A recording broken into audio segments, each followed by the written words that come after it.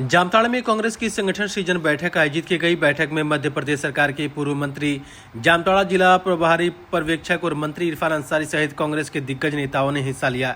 बैठक में मध्य प्रदेश सरकार के पूर्व मंत्री एवं जामताड़ा जिला प्रभारी पर्यवेक्षक अरुण यादव, झारखंड सरकार के स्वास्थ्य मंत्री डॉक्टर इरफान अंसारी, बोकारो विधायक श्वेता सिंह और पूर्व मंत्री बादल पत्रलेख विशेष रूप से मौजूद रहे। इस दौरान एक प्रेस वार्ता का भी आयोजन किया गया, जिसमें कांग्रेस के कई वरिष्ठ नेताओं और कार्यकर्ताओं ने भाग लिया।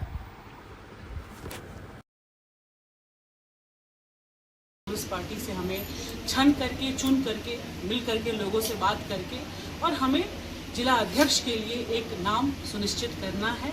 और हम सभी मिलकर के यहाँ से कुछ नाम जो है वो अपने शीर्ष के नेतृत्व को भेजेंगे और वहाँ से फिर जो कहते हैं कि एक समुद्र मंथन के बाद और हमारे जो अमृत कलश की तरह जो हमारा जिला अध्यक्ष जो हमारे निकल के आएंगे, वो हमारे जो कांग्रेस परिवार जो है, हमारे कांग्रेस परिवार की जो विचारधारा है, जो हमारी नीतियां हैं, जिस को लेकर के हम लोग आवाज़ उठाते हैं और आगे की लड़ाई लड़ते हैं, तो निश्चित रूप से उसको हम लोग मजबूती देने के लिए यहाँ पे आज हम लोग आए हुए हैं। को दिया जो हक संविधान में एक एक देश के एक एक नागरिक को मिला है, और वो हक है कि हमारा मत का अधिकार, जो मत का अधिकार संविधान में मिला, उसकी चोरी हो रही है। अभी आपने देखा किस तरह से बिहार में राहुल गांधी जी ने पिछले 15 दिन तक लगातार पदयात्राएं करके समूचे बिहार को जागृत करने के साथ साथ देश में भी जागृति उन्होंने लाई है।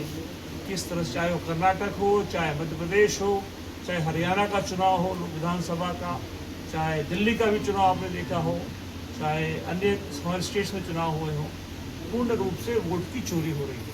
एक राहुल जी ने एक बड़ा प्रेस कॉन्फ्रेंस दिल्ली में किया था, आपने देखा होगा। और कर्नाटक जहाँ में सरकार बनी है, वहाँ पे किस तरह से एक मधुपुरा एक विधानसभा सीट है, वहाँ पर एक घर में 100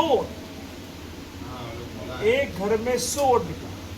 और जब पूरी विधानसभा की वोटर लिस्ट की जांच की गई तो लगभग 12,000 से अधिक फर्जी वोट पावर पाए। इस तरह से भारतीय जनता पार्टी की प्रदेश की सरकार है, भारतीय जनता पार्टी की केंद्र की सरकार हमारे इलेक्शन कमीशन के साथ मिलकर हमारे देश के वोटरों की वोट के अधिकार का हनन कर रही है।